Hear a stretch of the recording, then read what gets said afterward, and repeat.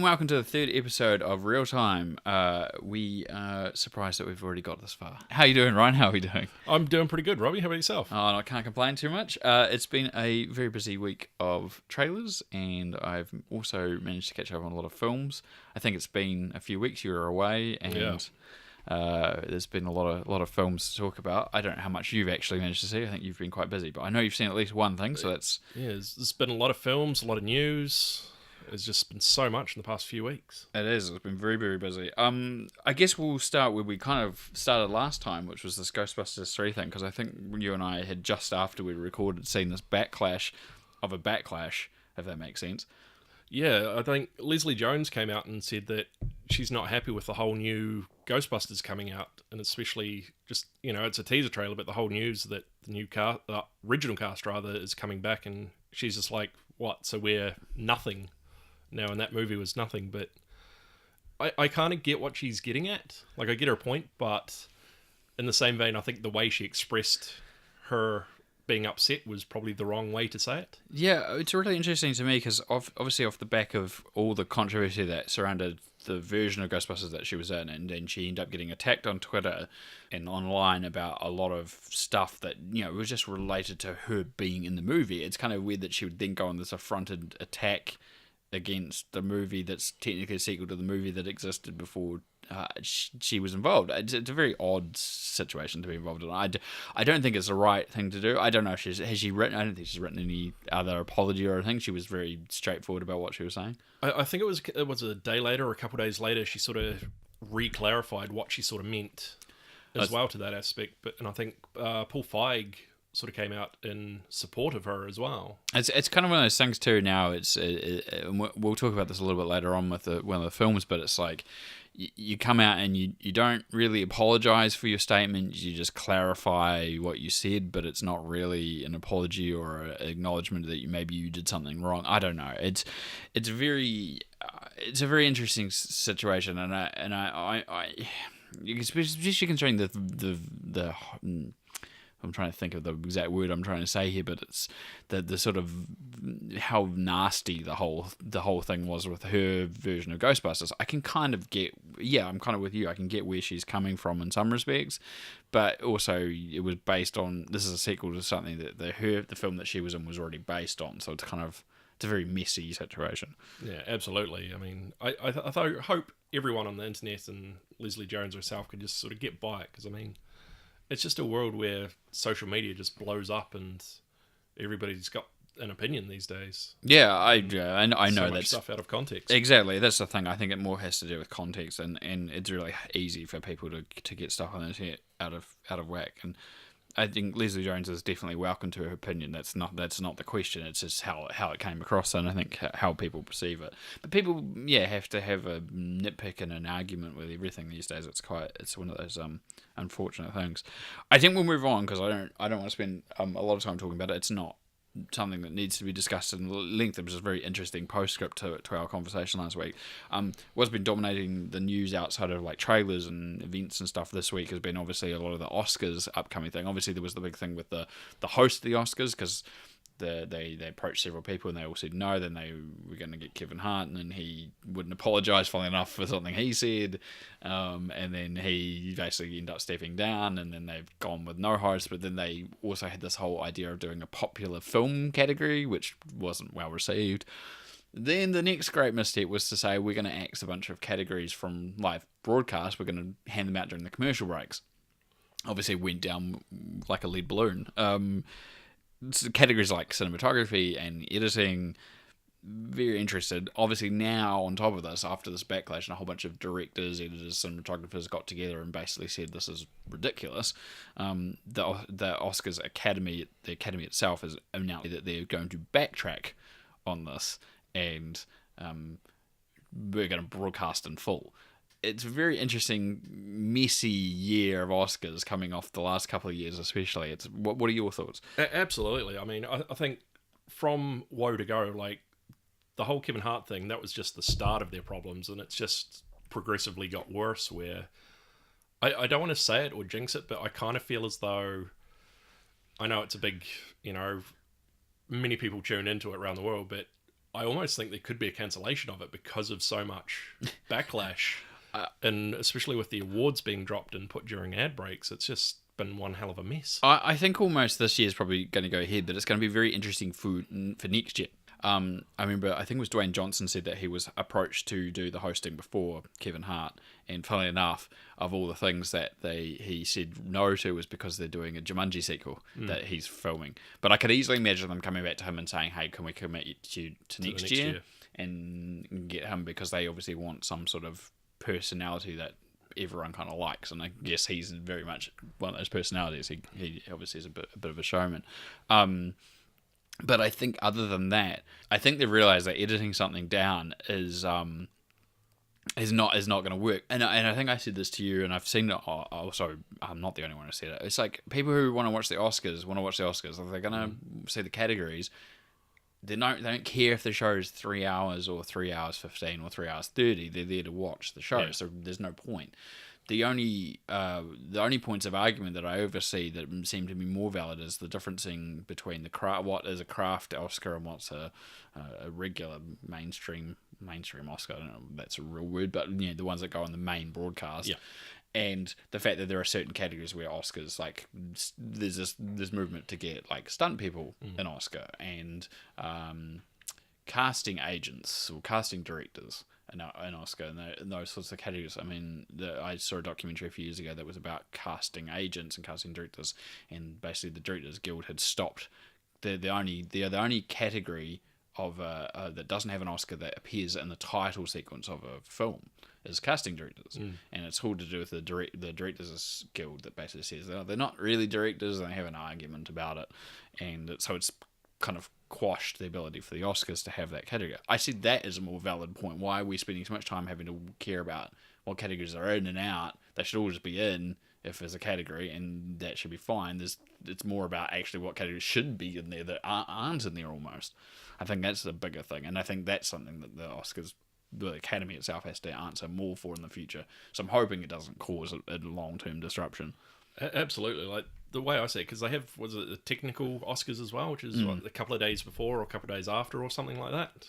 And what is that? It's like just a small, intimate sort of thing. It's like the winner of this is this person, here's your Oscar. They don't really give a speech or whatever. I think they still do. I think they give a speech, but I think the craft Oscars, I don't think they're as limited on time or anything. I don't think people it's not a TV broadcast as such. Exactly. It's a very interesting way to do it. I mean, yeah, the award season in general is you either love it or you hate it. Personally, I'm always intrigued to see, but it never influences too much. And obviously, I spend a lot of time talking to people about sort of the potential Oscar winners and Oscar losers. I mean, I think that's it. You're either going to watch it or you're not going to watch it. That's just a simple fact of it. I just wanted to move on because I think, again, we could spend hours talking about how important the Oscars are, and maybe that was something for us to come back to another time, actually, after the ceremonies happened. The last thing I want to touch on, I guess we can't get away with a news segment without some sort of superhero news. Ben Affleck has officially now said he's no longer going to be Batman. Very interesting. He never got to do a standalone film. He was only part of ensemble casts. It seems like a very odd choice at this point when they don't know you'd think they want to hold on to him right now. They don't seem to have an idea of where they're going with this. Obviously, Wonder Woman's still going to exist. Aquaman's still going to be the same. Harley Quinn, Suicide Squad's still going to be involved. Like, this new Suicide Squad's just come out saying that it's likely that they will get Margot Robbie back again. No Ben Affleck.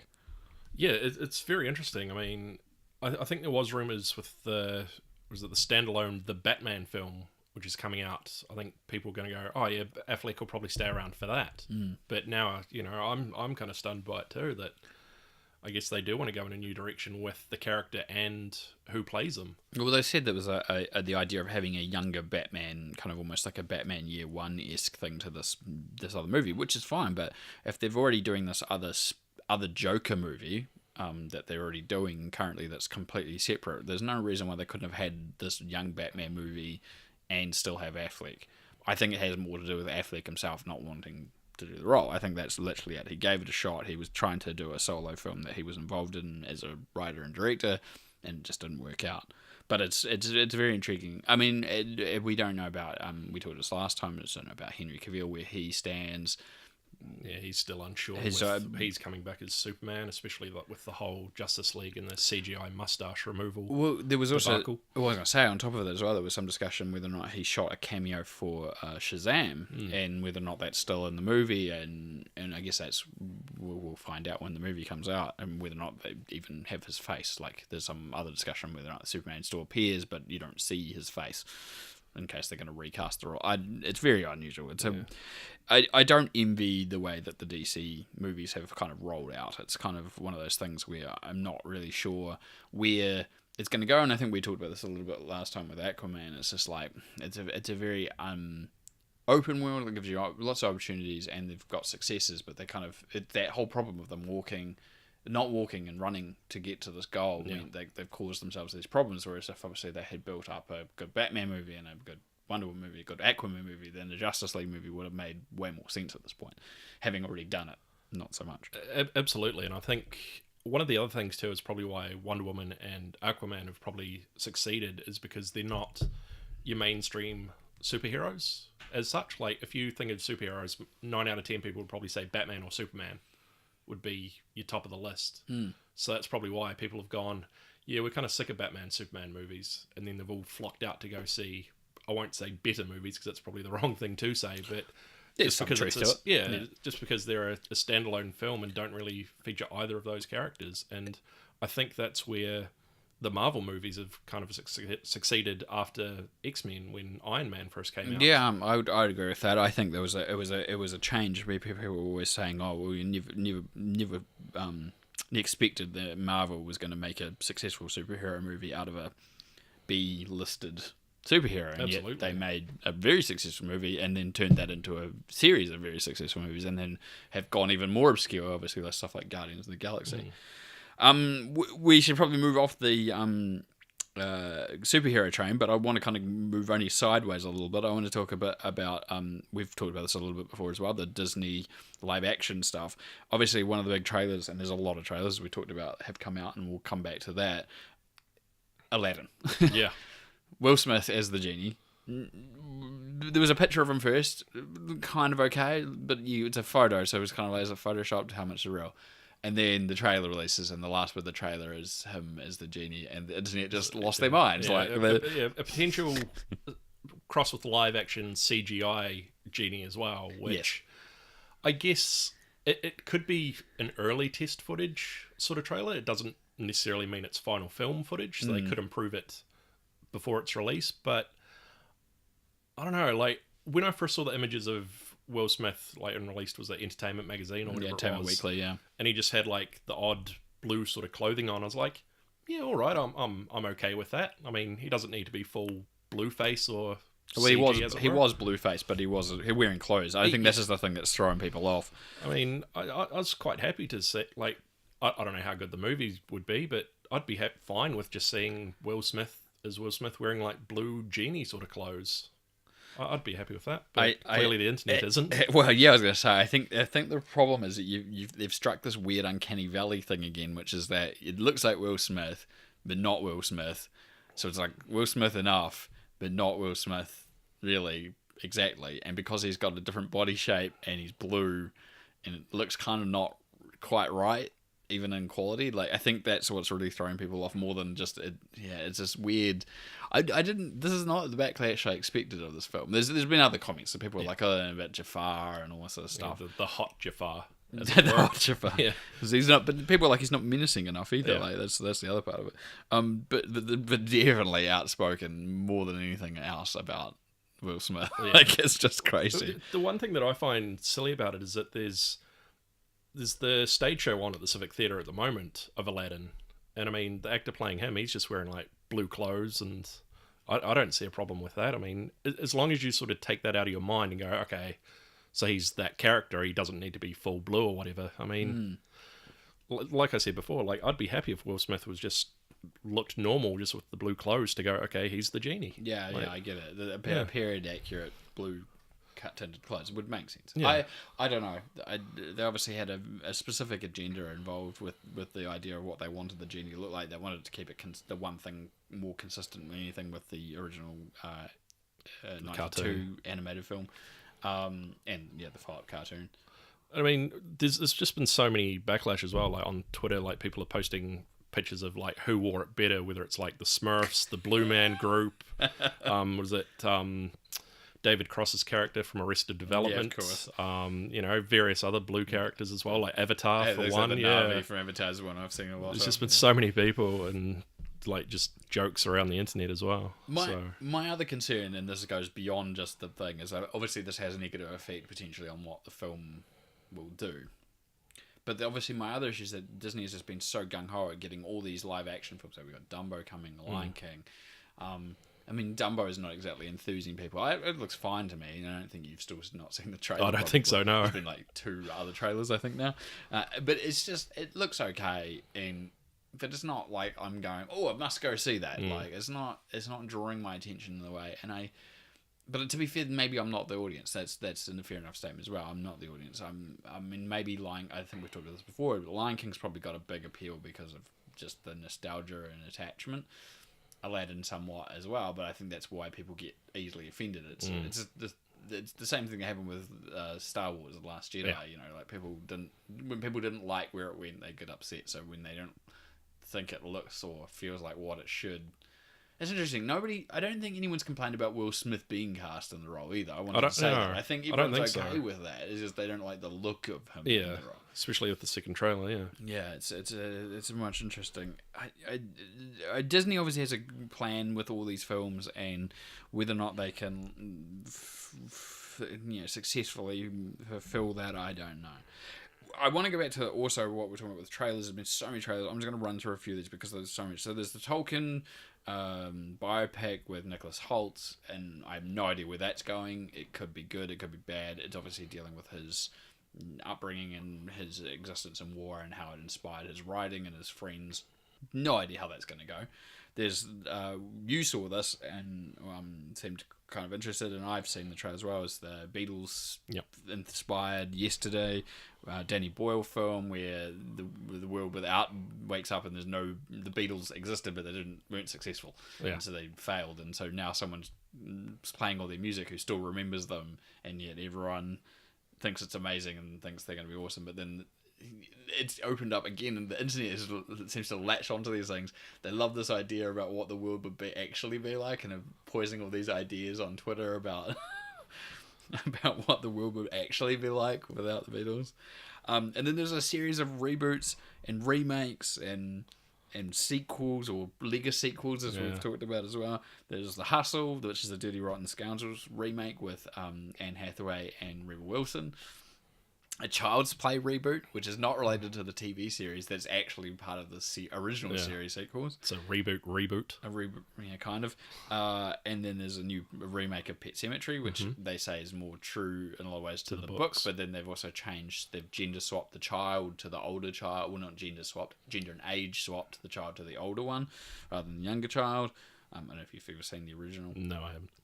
And then on top of that, there was a Lego sequel. There's like a sequel to Shaft, with 3 generations of Shaft, which is just it's ridiculous. I'm sorry, like it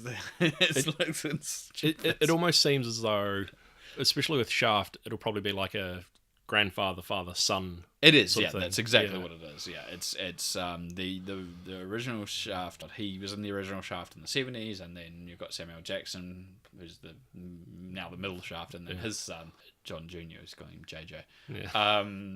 It looks ridiculous. That's literally what it looks like. It looks just absurdly ridiculous, and it's also making the social commentary on like the Shaft's personality womanizingness, and how that can be relevant to today's audience. It's very odd.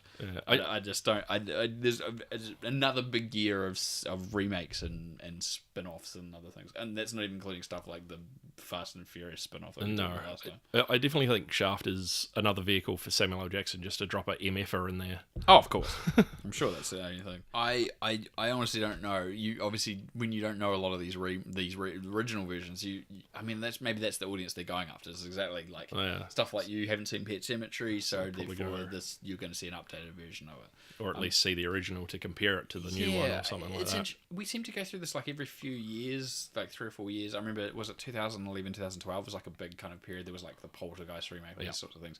We just have this period where there's a peak in remakes and then it kind of dies off, and then a couple of years later it's like we go through this cycle. I don't quite understand why that is, but I'm going to move on from the trailers. I just wanted to really briefly touch on this because obviously we ended up spending like 45 minutes talking about news again otherwise. The Lego Movie 2 not doing so well in the States, which is a surprise. I definitely think it is. I mean, I don't know if it's because they released it at the wrong time of the year over there, but for us, it's releasing, is it the first school holidays of the year in April? Yeah, there's a delay here. So it may do better over here because of that time period, but even still, I would have thought, you could still go on the weekends with your kids. It would still make X amount of money, but seeing it as it is more of a kids' film, I suppose. It's not got a lot of competition or anything this time of year, like in that regard. Like if parents are going to take their kids to something, if they are going to go see a movie, and of course in the States especially, in the Northern Hemisphere it's winter, so it's more likely to be the case. It's I'm quite surprised at how much of a difference it's had. Like I thought that was successful. The Lego Batman movie was successful. The other Lego movie, Ninjago one, I think that did all right, but not as good. But you'd think that the buzz surrounding the sequel, especially the first film, but obviously it just hasn't been there. It was this worry that it's a flash in the pan kind of thing. Who knows? Yeah, well, that's my concern too. I mean, as you know, and as people know now, like I'm really into my Lego, like not just the sets, but like the games and the movies as well. But I'm just surprised when I started reading that it just wasn't performing all that well. Indeed, that's why I wanted to bring it up, because I know you're such a Lego fan, and I just thought that you all people would be quite kind of surprised by that. I'm gonna move on. Last time we talked a little bit about Bill and Ted's. I just wanted to bring it up again because it's actually the 30th anniversary of the original film this week coming, which is saw that earlier. Yeah, it's which I didn't realise when we watched it. So I'm quite glad. I don't think I did either. No, I'm quite glad to watch it. 30 years makes me feel exceptionally old. Yeah, wow.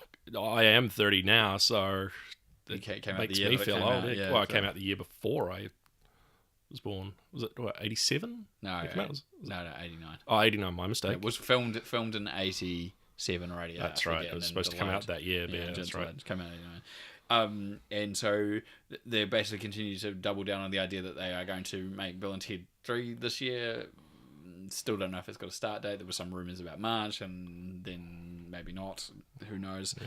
I'm hoping. If it makes a sense, it would have been awesome if it had been done last year. Came out 30th anniversary this year. Absolutely. But you know what? It's not, for a time travel movie, it's not actually time relevant. No.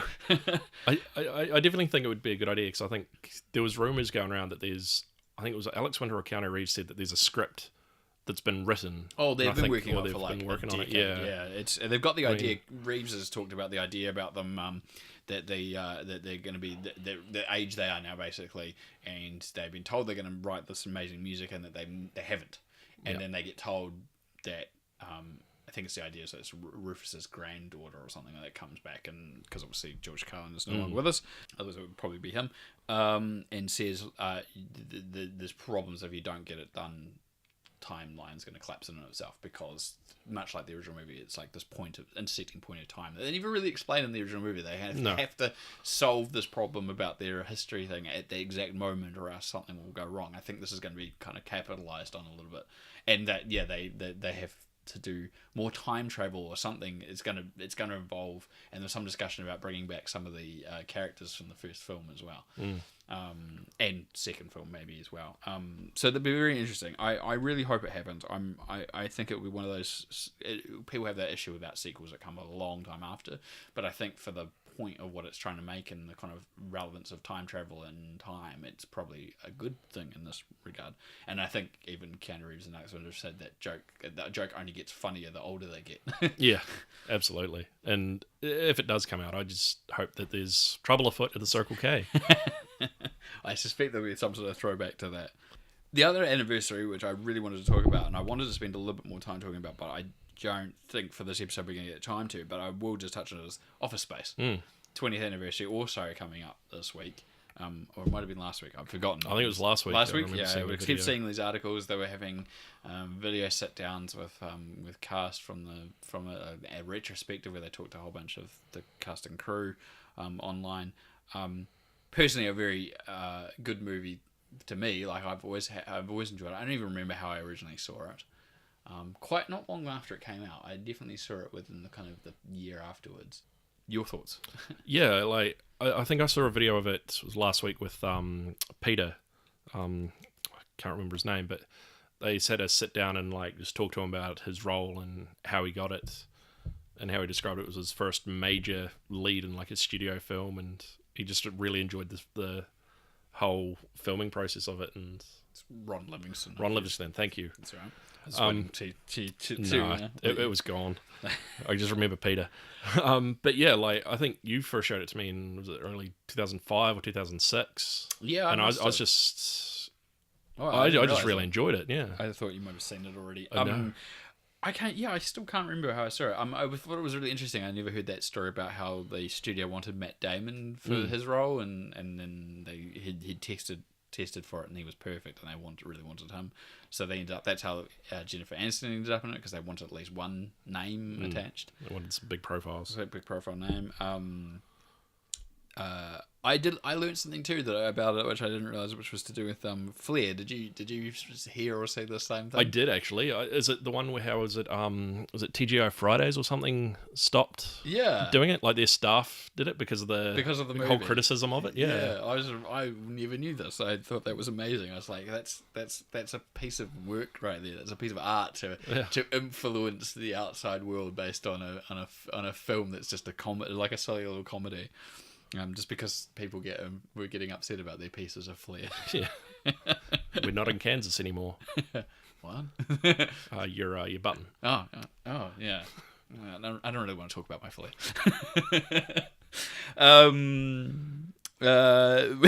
Gosh, I just wanted to touch on local stuff. Last podcast we talked about the Star Wars screenings. That got the orchestral thing. For some reason, thought it was going to be in the Civic because the Indiana Jones one was. It's actually at the Spark Arena, which is absurd. Like, that's huge. And so there's plenty of tickets going around. They're not the cheapest, but they're not too expensive. They're between kind of $70 and $90, I think. So a little bit more than what I paid for the Indiana Jones thing, but not by much. Depends on where you sit as well, so the closer you are to the screen. But I can't imagine sitting way up in the back of the arena and watching that movie with the orchestra would have the same impact. I wouldn't imagine so. Close as I was for the Indiana Jones one. I'd imagine there's definitely floor seating as well, and it's probably the first couple of decks. I wouldn't imagine there'd be nosebleed seats. No, I think they're focusing mainly on the main central area. I'm definitely still haven't picked up tickets, but now that I know this, I can definitely still get tickets, which is good. What I did want to talk about locally, because I try and get at least one thing in here locally, is that cinemas are starting another round of retro screens, which I really enjoy. Obviously, aside from the outdoor cinema stuff, I think it's Event Cinemas is doing like a Tarantino thing right now, where they're like every weekend they're screening either a movie he's written or directed. The Hollywood in Avondale has started doing 35mm print screenings. They did one for Valentine's Day, but they've got more upcoming, which is nice to see old films as they're supposed to be. And they've promoted the fact they've got like a basement full of film ready to be shown, so there's probably plenty of stuff, and it's the same sort of things that they end up. There's a screening upcoming of Raw, which I saw at the movie marathon, which I highly recommend to people if they get the chance to. It's a very entertaining film. So I just wanted to talk to you about this because I remember also being, when I was in Wellington, places like the Roxy would try and screen old films, and then Events started doing it, and there'd be retro screenings of film prints of like Aliens and Fight Club and stuff like that. So also sometimes at the main cinemas. Is there anything that you have enjoyed rewatching at the cinema that you never got to see before, or that you would love to see at the cinema? Conversely, like the stuff that you haven't seen that you would love to see on film. Oh, this is probably so many. Like, I definitely think it's a good idea seeing, like classic films on film at the cinema, as it were, as opposed to, the whole digital media that we have these days, just because film has that different quality about it as well. And it looks better as well on certain stuff too. and there'd just be so much I'd love to see on film. Is there anything you have seen, or not, even if it's not film, even if it's digital projection, but at least on a cinema screen, is there anything you have seen or would want to see in particular that you haven't? That you can think of? I know I'm putting him on the spot. He's got this little puzzled look on his face. I'm really not sure. I think, if anything, probably Terminator 2. Ooh. Like, I wouldn't mind seeing that as a big... Yeah, but you saw Terminator 2. I did, actually. Sorry, I tell you. We did see that remaster. The remaster. Of course, I forget about that. It was in 3D. Of course. I don't know if 3D. See, then I don't know if the 3D counts. This is the problem.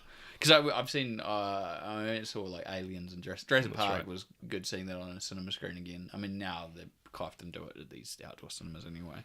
There was one last week for Silo, but of course Silo's not very big screen. Not all that big, no. No, but it's very interesting. I'm looking forward to what other random, like the thing about especially like the Avondale cinema is that with that lineup of 35mm, they're going to put out some real random stuff.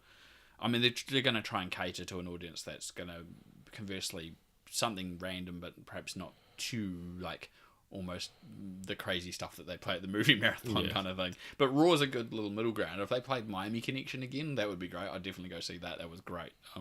So I can imagine that sort of thing taking off. Oh, gosh, actually asking you that question, I don't even know what I would like to see that I haven't seen.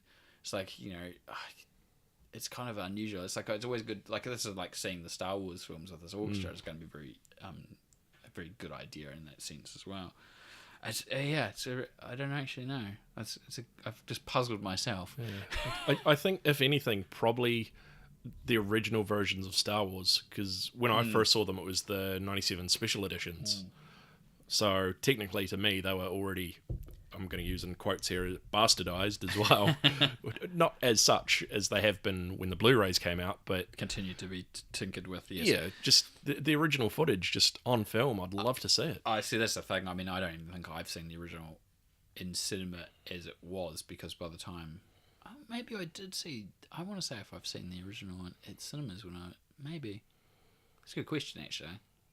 You probably did it probably before the special editions came out. It was a re-screening in the 90s before the special, before 97. But yeah, very, very interesting. I will try and keep an eye out. There's quite often throughout the year. I mean, we went to they have them for real random reasons. Like I think you and I went to a screening of Alien for Alien Day, like just because it was April 26th. There's all sorts of varying reasons, things, but I will try and keep an eye on, especially like that Hollywood thing, but up here in Auckland, but also stuff around the country, because I said like the Roxy in Wellington's done stuff, and obviously Event does it up and down the country, so and there's a rotation of films that end up playing stuff all the time, so it's quite good. Sorry, it just quickly reminds me. I do have remembered one thing I have seen recently on IMAX, funny enough. Late last year was 2001 Space Odyssey. And just in IMAX, like, that was just so good. That would be really good in IMAX, actually, yeah. It's because, I mean, the print size is good enough. I'm trying to think what other stuff I've seen. I saw Blade Runner last year before they had a reissue. But I think, again, it was digital, it's not film. But again, it's not the point to say it has to be on film. It can be digital, it just needs to be on a projector. On the right format, yeah. Yeah, 2001 would have been very... IMAX is the sort of format that you could put a lot of large format films or 70mm films or anything that's got an IMAX version, put it up. But I mean, or like an extreme screen like Hoyts or anything that's got big screen. Yeah, definitely. That's a good choice, actually. One of the good kickers too is that they actually left the intermission in there, and I don't think anybody had realised that they needed to swap the reels because someone had left during the intermission to go and tell them. This took another 10 minutes. This is the problem with modern distribution, is that you get always issues like we're in a movie not too long ago and the screen didn't turn on. It was commercials, but yeah, like that's right. You know, it's still that it worries you that the movie may not play. Or like I know I saw I've seen other things in like the 3D hasn't worked, or the screen's played up or whatever, and it's because nobody's watching it. It's all timers and setups, and they go. Or as there was that time when you're in the city and there was the fire alarm halfway through the movie. Oh yeah, that's a bit you can't avoid that. Can't avoid that. That's what's going to happen. I think we'll move on to some of the movies that we've seen recently. There's, as I said at the start, I think you've only seen one movie recently. I've continued to try and see a movie a week in cinemas. I've done most weeks. I've either seen one, in this case I've seen two this week. So kind of just talk through the main one a bit more because both of us seen it, and then I'll briefly talk about the others. So the thing that you and I ended up seeing the other night was Alita Battle Angel, which is the James Cameron produced, Robert Rodriguez directed film that Cameron's been trying to make for 20 years, I think. I never knew this until I think I sent you the article, but the only reason Cameron came across it was because of Guillermo del Toro showing him I think it was the manga, not the anime, or the anime, I can't remember what it said, and he was very enthused by the idea of it. He just caught onto it and wanted to buy it, so immediately off the back of Titanic in 98 went and bought the rights to it, and then has been trying to make it ever since. And 10 years ago he probably could have started making the film, it would have been right. So around the time he was making Avatar, that was the problem. He started making Avatar, got involved in blue people and planets and all this sort of stuff, and obviously now, as everyone jokingly quotes, he's in the Avatar business of making sequels. So obviously he's not going to do it now. So he's managed to pass this off to Robert Rodriguez, but it definitely feels like a James Cameron film as well. Yeah, absolutely. I think that's the main thing. People always ask me, I told people I've seen it over the last couple of days, and people have already been asking me like, "Oh, what did you think?" And it's like, and I said this to you as well, it's a very slow start. It took me a while to get into, but not in a bad way. I think in retrospect at the time I was like, I'm not sure if I'm gelling with this, but in hindsight, looking at the flow of the movie, it's a good setup. It's fine. The issues come whether or not you think the film is cliche, and I guess also how much interest you have in the source material, I think is a big difference. Your thoughts? Absolutely. I mean, I think you've pretty much nailed it on the head there of saying that it's definitely a James Cameron film, even though he's just producing. And I think I read somewhere that he co-wrote as well. Yeah, Robert Rodriguez and James Cameron were like talking over it, and Rodriguez said to him, he's like, "Oh, when are you going to make this?" And James Cameron's like just threw him the script or something like that, and he's like, "Here, you can direct it. I'm not going to have time." You can have a look at and it. And he just, he passed it off to him with his blessings, and in this interview that I read, I think Robert Rodriguez would either call up James Cameron or email him back and forward just with, ideas about the source material or to get more information about it. Questions about what he was thinking. Yeah, and it like you could probably still say it is a James Cameron film in that aspect, even though he didn't direct it. Yeah, I was going to say, even though he didn't direct it, it definitely feels like the sort of thing he would make. Lot of random uncredited cameos from actors, a lot of random actors and roles anyway as well, credited or uncredited. I think one of the big questions everyone had, especially when they saw the trailer, is like, is it very weird, the big eye effect and all that sort of stuff.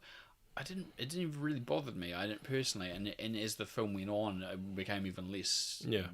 I stopped noticing entirely. Like, it's a part of her character. It makes sense, and then especially later on, afterwards, seeing the visual effects stuff and how much had been changed and all that. It's a very good looking film in a lot of places. Some of the fight sequences are a little off. I don't know what it quite couldn't put my finger on it, but not that bad. Like, and entertaining and funny and clever and not entirely exactly where you think it's going to go, which is all nice things of a film.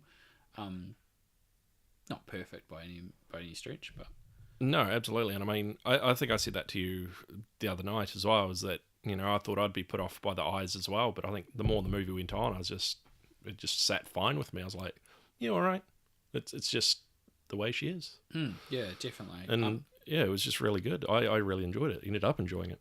Yeah, I mean, and you didn't think you were going to? Is that not really? No. Like, I just thought it's probably just going to be an over the top sort of robot sci-fi sort of film, but I was kind of pleasantly surprised. I'm still kind of disappointed they put out that last trailer, and not in a way, I can totally see from a marketing point of view that they put that trailer out, but beforehand they hadn't really shown a lot of the rollerball kind of esque elements and a lot of the action, which I guess is part of the marketing idea, but I guess at that point they want to make sure people realise there's action in this film, so they had to show that.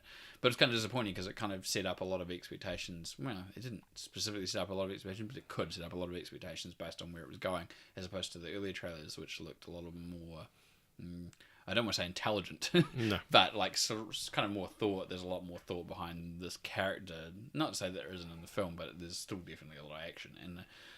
But I kind of wish I hadn't seen that in some respects, and I come into the movie a little bit more fresh than maybe I would have been I think that's maybe why the film seemed a little bit slow at the start, because I'm like, oh, it's obviously going to get to the action point, because you're going to start fighting everything, because she is the Battle Angel. Yeah, you had that predetermined idea in your head of where it's eventually going. And then you're like, okay, so this is a slow, and then you go, oh, okay, here we go. That's what I was expecting. Picked up. I'm kind of also glad that it didn't. Her memory is important to how the film plays out, that you don't know much about stuff, but unfortunately it's laden with a lot of character exposition. Like, they have to explain what the city is, and what the thing above them is, and what happened, and all this sort of stuff.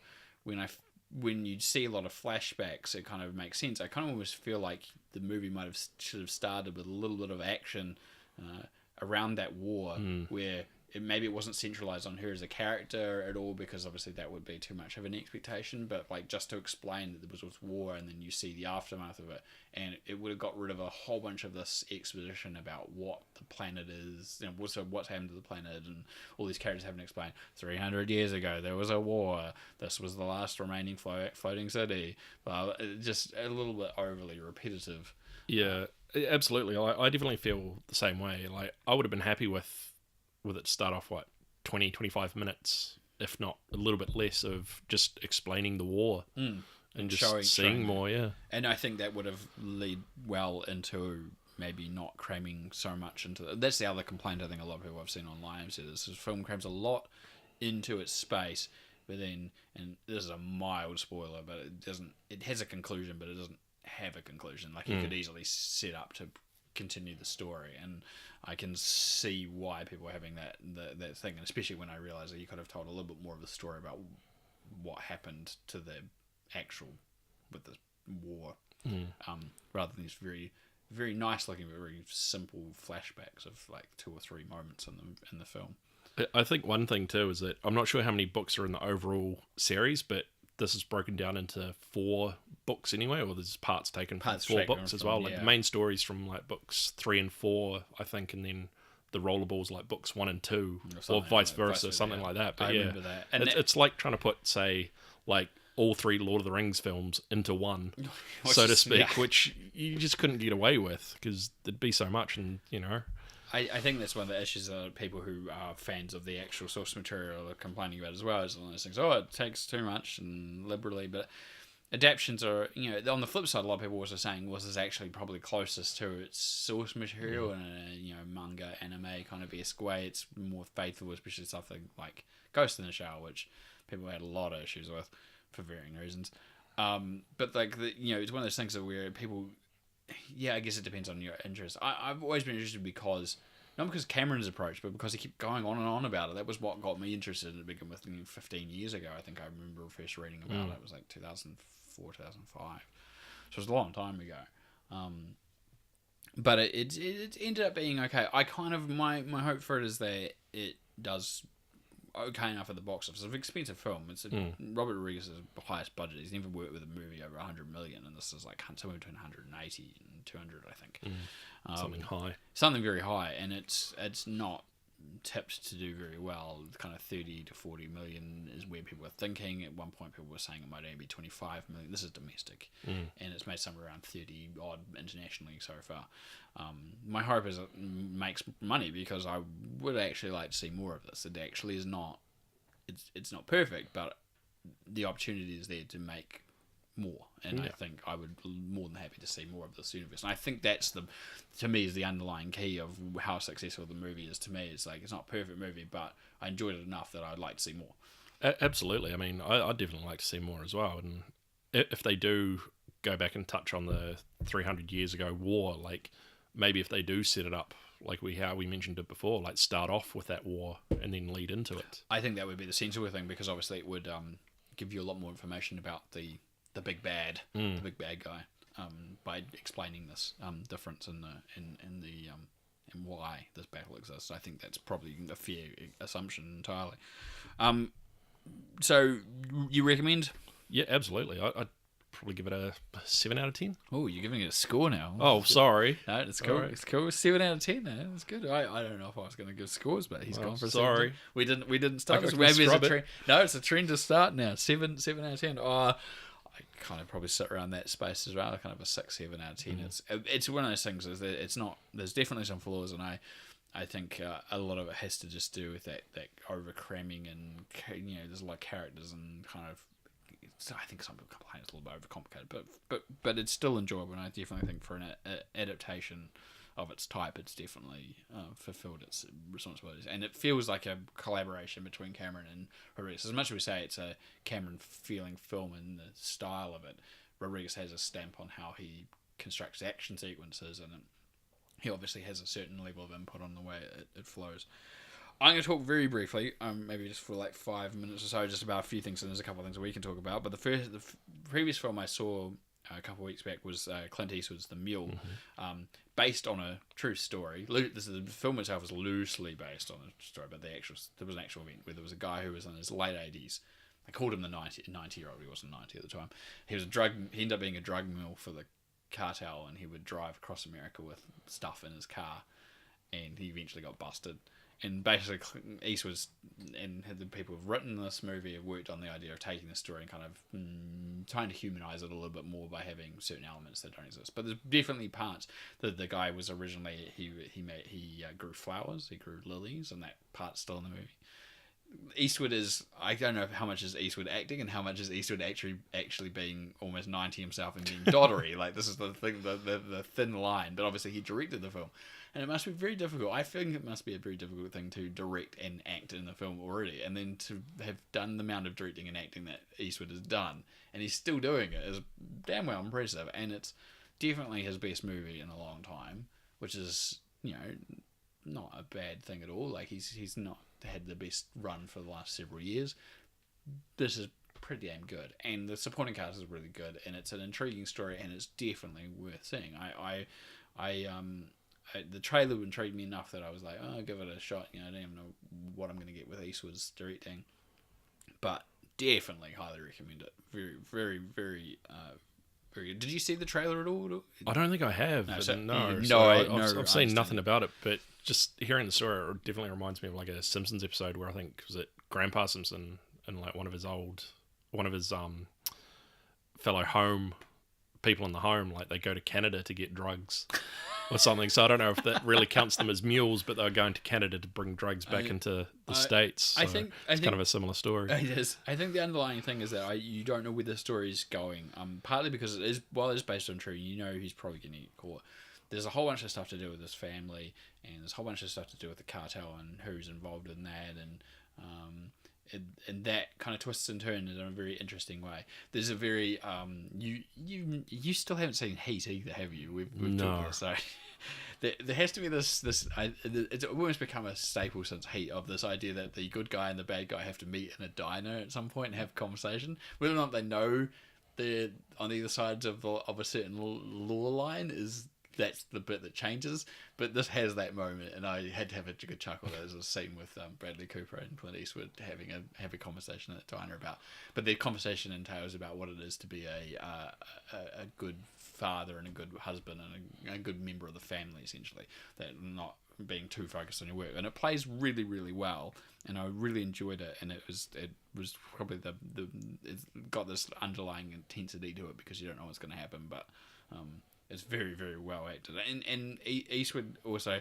There's a couple of moments where Eastwood manages to play the old codger like idea of a character quite well, and he gets to say some things that be extremely offensive, but it's played. He's an old person. There's the idea that he's an out of touch old person, exactly. But it's so be prepared to be shocked in a couple of moments.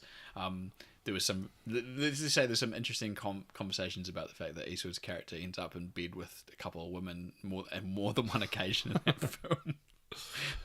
I think we'll move on as well. Another movie I've seen, and this has got a more interesting kind of backstory, which you and I can talk about a little bit more, which is Liam Neeson's most recent film, which is Cold Pursuit. It's a remake, to get on the remake train. But I think the director is the same director who is remaking his own film, which sometimes happens, obviously. The general gist of the story is that Neeson is a snowplow driver, and he works in a small kind of ski resort community. His son works at the airport, and he is unknowingly or unwittingly involved in a drug trade thing, and he's kidnapped and killed. And so Neeson decides to track down the people involved. Turns out he's got a brother who was involved in gang warfare, kind of mafia kind of level thing, so he's aware of kind of the situation. He's kind of his contact to some degree, and he starts going out and taking revenge. It sounds like a very Neeson-esque film, but the difference here is that Neeson is not, his character is not highly skilled. He doesn't have a particular set of skills. No. He's just a regular guy who he gets one of his ideas from a crime novel. I think which it says is in the trailer. Yeah, and he just kind of acts on kind of blunt instinct almost in some respects. Like he just decides that at one point, you know, if his son's dead and his wife's having issues with this fact, that he will just face down death potentially himself on the basis of getting revenge. It didn't go where I was expecting, but in a good way. And I can't remember the actor's name. The guy playing the main bad guy. He's relishing in the fact he's playing this bad guy. He's a smarmy prick, and he's great at it. It's a really good antagonizing villain. And they barely have any connection throughout the movie because they've kind of got this back and forth, and he's trying to track down. But obviously, this whole movie entirely overshadowed by Liam Neeson's comments. Absolutely. I mean, like, was it a recent interview that he had or something? It was during the publicity for the film. Yeah, that he brought up that 20, 30 years ago, before... It was almost 40, yeah. Well, 40 years, sorry. Before Liam Neeson was Liam Neeson, so to speak, and I'm doing that in quotes. Before anyone even knew who he was, I think he mentioned that a friend of his got raped, and then he spent a week trying to find someone who matches the description that she gave him. And he spoke in more vague terms, because he said this person was a black person, and then he spent time trying to antagonize, look for a random black person to kill. Yeah. And then he makes this comment that he realized that it was at the time, within the week after he did this, that it was not good, and that there was some underlying racist issue there. But then he kind of came out and clarified and backpedaled it a little bit, and kind of apologized, but didn't really. Which again, going back to our conversation with earlier Leslie on, Jones, it's kind of this thing now where it's just I don't know who he's trying to protect. He's not trying to protect himself at this point, because he's made the comment, and he kind of stands by the fact that he made a stupid mistake, and he's always said that. But it's not making it any better, and unfortunately, it's overshadowed this entire film, which I think has probably had some sort of impact on the box office and the way that people view Liam Neeson taking revenge. Yeah, absolutely. I definitely think, considering it's definitely a revenge film, and then he's talked himself about trying to get revenge. I mean, you see where he was coming from, why he was trying to connect, but why this was the forum. I've seen comments, if it was in a different context, and it's not. People accept, there's a certain level of acceptance of the fact this was a long time ago, and that obviously he is regretful, but the way he described it just obviously was not the best wording or under the right circumstances. No, absolutely. And I mean, it's like I said before, it's definitely before he became known, and he has come out and said that, when he was doing it for the week or whatever, or he came to the end of the week and he's like, the hell am I doing? And he realised that what he was doing was a stupid thing to do. So I think the question now is, will people let this go? People are already making jokes. I've made jokes about Liam Neesoning something, because they are going to make some sort of outlandishly silly comment, and it's going to be considered not very sensible. I think I'm already turning that into a thing. It's a Munsoning. Yeah. But if you don't get that reference, then you've not seen the movie Kingpin. Then it's just I don't know. I don't think it's not gonna. This might be the end. This will be the last. He jokingly had made this comment that this was going to be the last one of his actiony revenge movies, and then recanted this. But out of his comment, he may actually end up have made that true. Yeah, and if that does come to fruition, and no one will take him on anymore, then I guess his career, he probably doesn't have much of a career anymore. I don't know. Like, I think it's that drastic, but it'll be very interesting to see what his next move is. I think is more to say whether or not he can continue to go down the revenge movie route is probably more out of the question. But I don't think it stopped his career from continuing in other forms, which is a shame because at the end of the day, Cold Pursuit was actually really good. It was just been overshadowed. Yeah, it's been overshadowed. It was a good film that was heightened by some really good dramatic and crazy sequences that you just didn't really expect unless you've obviously seen the original. The other film, to move on, the other film that I saw just yesterday was Happy Death Day to You. Again, you haven't seen the original, so what I'm going to talk about probably means absolutely zip to you. It's alright. Which is a shame because this movie the sequel is totally up your alley. Like it is. Like if the first movie was like a slasher bent with a comedy, this is like the slasher comedy, sci-fi, action, drama, romance film. It's a combination of so many genres. It's so full on. Obviously, what sells the movie is the main actress, and she's absolutely amazing. She was very funny in the first movie. She sells this so well, but the supporting cast, who obviously some of the people who were in the first movie kind of get elevated to higher status. There's not just a time loop going on now. There's alternate reality kind of stuff going on. There's kind of twists that aren't twists and twists that are twists, and references to Back to the Future, which obviously it's indebted to. Some very blatant ones in the sense that it gets called out by characters specifically in the movie, but then there's some subtle ones. Like I saw it was like a hedge trimming service that was called Biff's. They even had the same font as Biff's logo from Back to the Future. So the nice little subtle nods as well as some overt ones. Honestly, I'm really surprised how much I enjoyed the film. I honestly went in thinking this will be an okay sequel, I'm sure. The first one was a surprise, funny movie. Not amazing, not bad, just worth chucking on and having a laugh.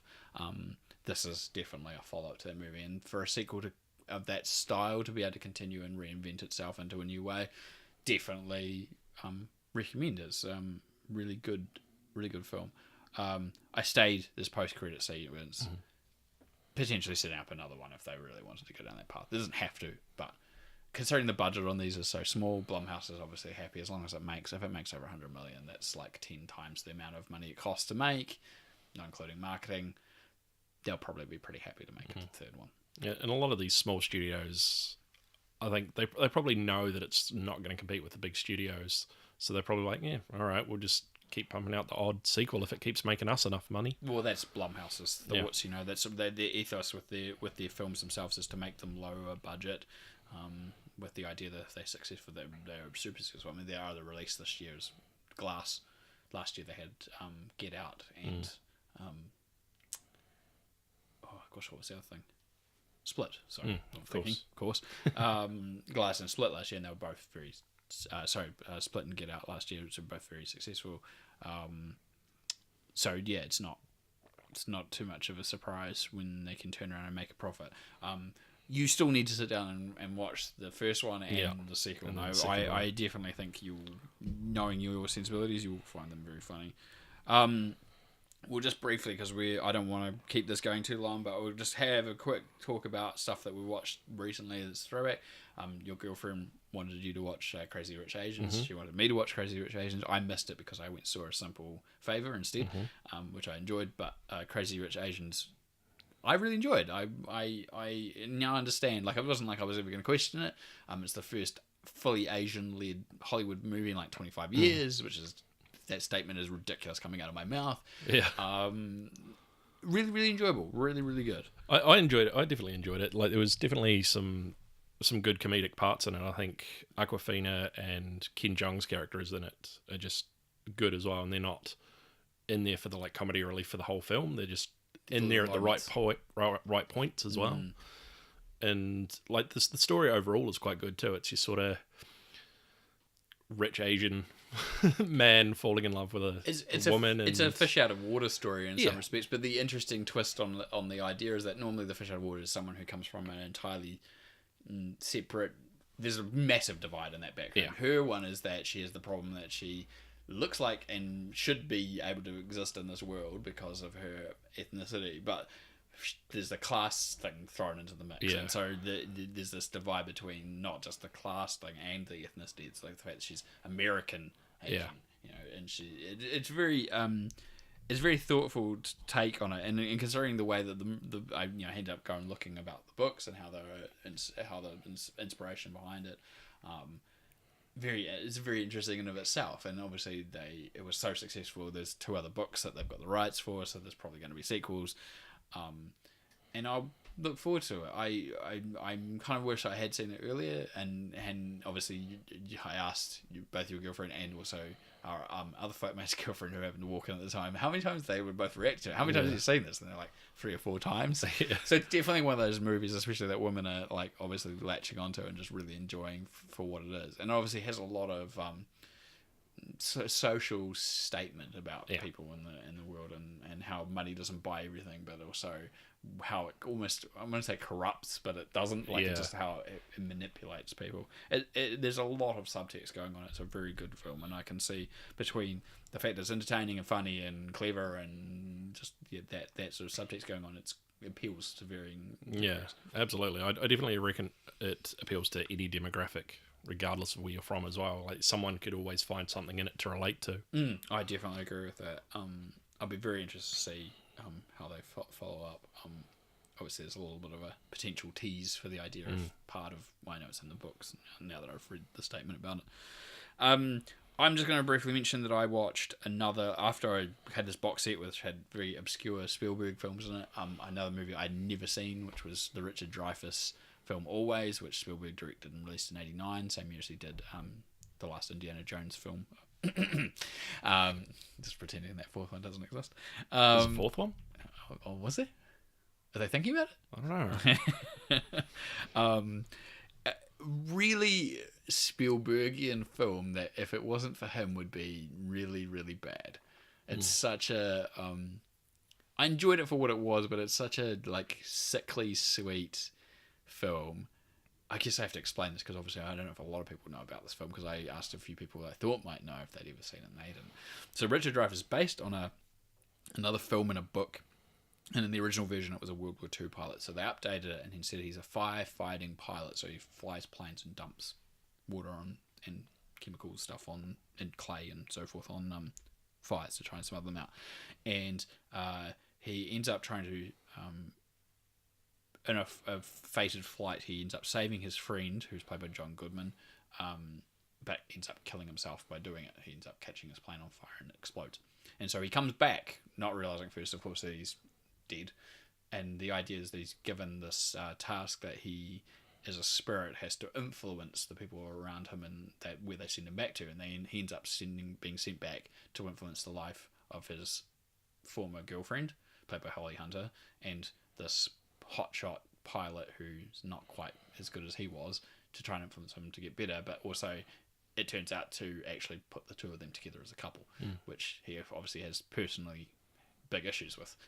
So there's this weird context going on, but it ends up being this sickly sweet film that is very Spielbergian. It's shot perfectly well and acted really nicely, but I think if it would have been anyone else, probably been a little bit too much and a little bit too cheesy and a little bit too...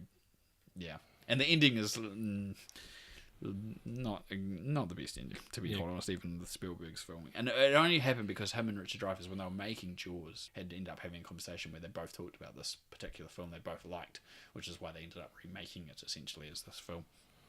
And maybe proves that sometimes the reason why you like something doesn't necessarily mean you should remake it. I can't recommend it. That's the thing. I'd never seen it. And in case I said, it came in this box set, and it's one of the few films that are in there that I had not seen. There's a couple others still to be watched. But yeah, there are better films. Better Spielberg films, better dramas. Ghost came out a year later and did pretty much the same, almost similar idea, and way better. And that's an interesting tale. And it wasn't a very successful film, and that's why most people haven't heard of it. I wanted to touch on very briefly as well, because we're already over an hour, but... I had this conversation. I went to the Civic Video that was closing down, and I was buying a few of their DVDs for $1, and I ended up talking to the person behind the counter, and we were talking about, I bought a DVD and she started making references to the stuff in the movie, and ended up having a conversation with her about kind of comedies with like Anna Faris and Ryan Reynolds and stuff in the 2000s, and it kind of started to make me think about, we were talking about parodies last time, and about how the shape of comedy really did change over the 2000s. So parody kind of ended itself in 2001, 2002, kind of, scary movies started going downhill into these date movies, and people, date movie, all that sort of stuff.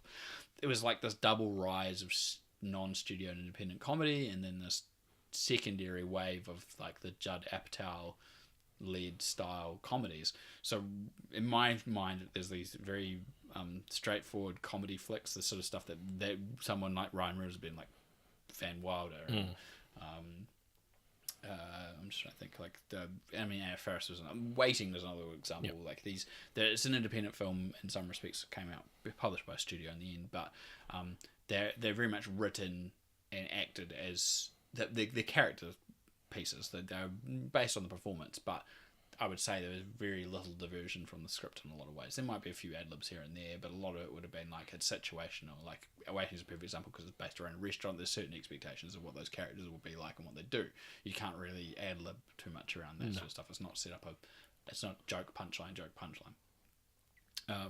But that was the change. There's the 40-year-old version in 2005, and these other films were leading into the late 2000s. Obviously, this changed towards set up punchline, and ad-libbing, obviously, a huge difference.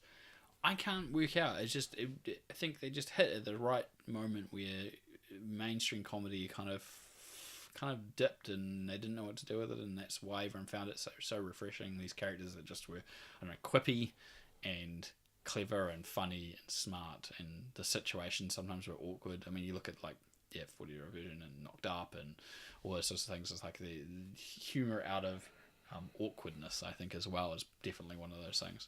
I think, awkwardness would probably be one word to describe it, but also probably real life situations people could relate to as well. Like, I don't know, probably someone out there that could relate to a 40-year-old virgin, but the likes of Knocked Up, like being accidentally knocked up, and then instead of making it a serious drama where, okay, these two people have to sort of work together and then fall in love and try to raise a baby, but there's actually comedic parts to it that don't make it so serious, which definitely, if it was a traditional rom-com, then it would be more serious. You're right, because you could take that entire movie and turn it into a serious drama, or dramedy, I guess, more than a comedy with drama elements, because I think that's what you would definitely say those films are. If they have dramatic pretense, it's second to the comedy.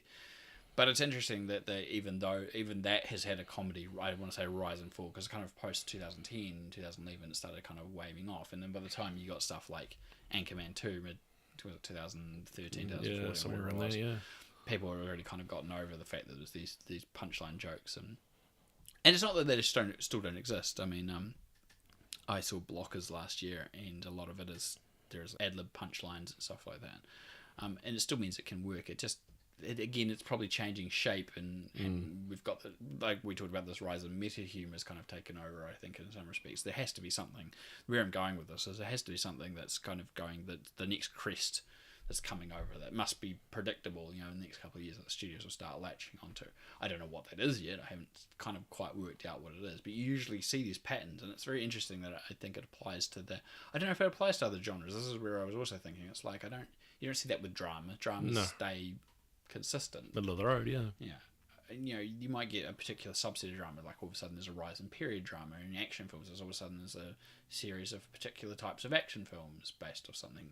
Jason Bourne, the Bourne series, for example, influences the way that action is shot, but it doesn't influence the way that action is told otherwise.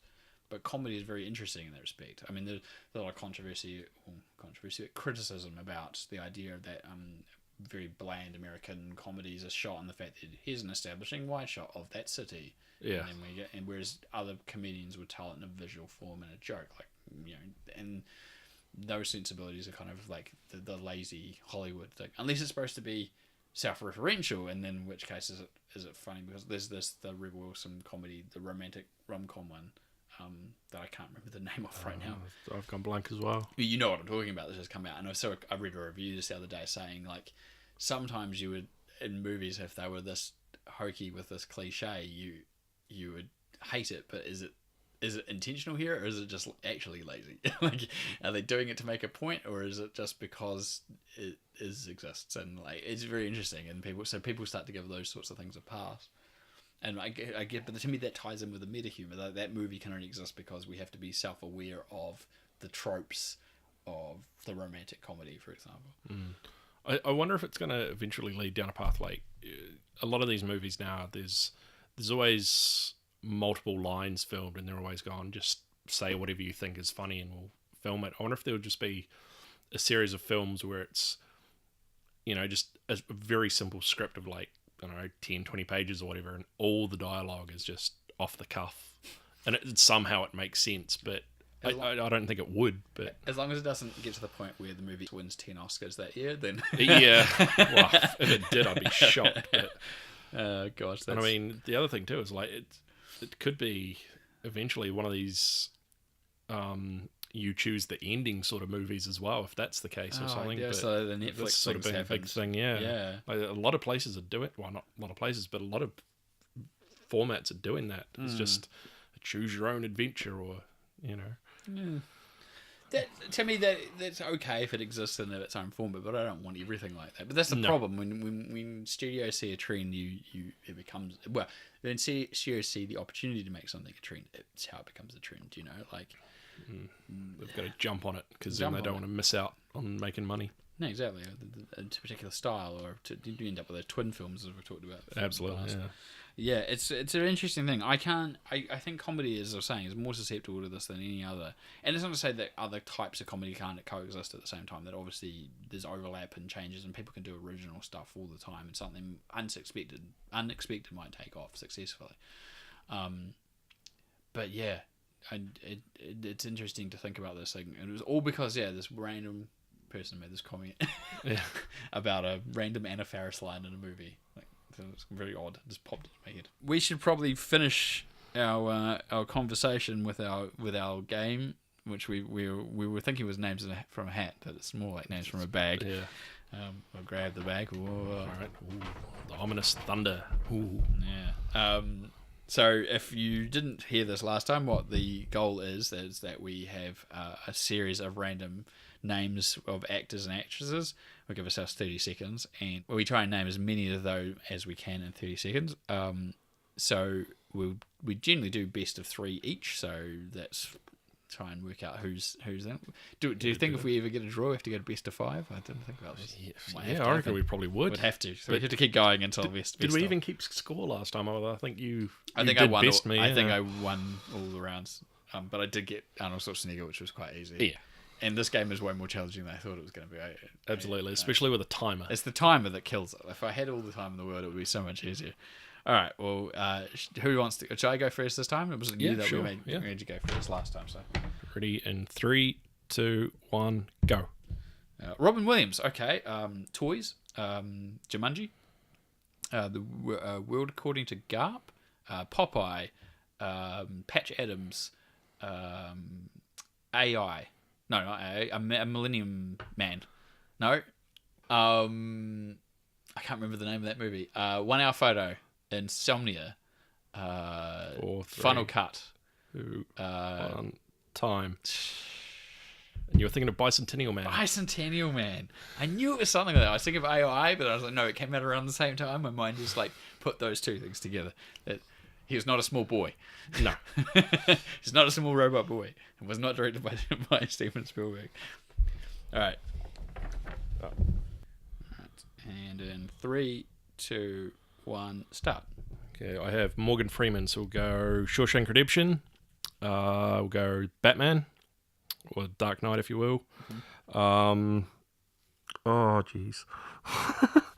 This is much harder.